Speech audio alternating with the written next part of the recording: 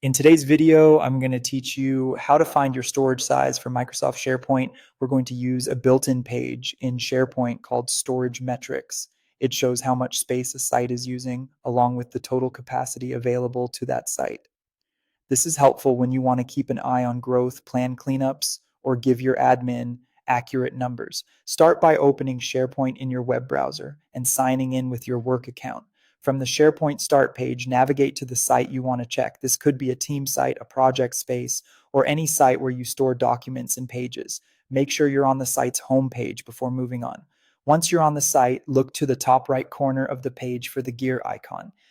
That's the settings menu. Click it to open a small menu of options for your current site.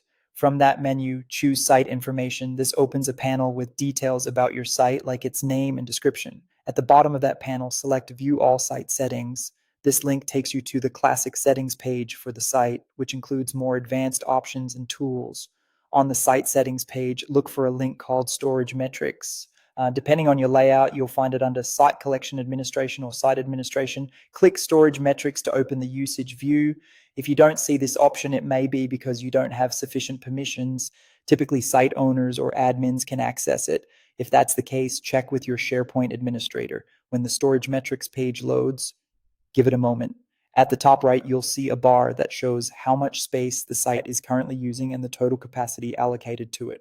The used portion is filled and the total capacity is shown alongside, so you can quickly gauge how close you are to your limit.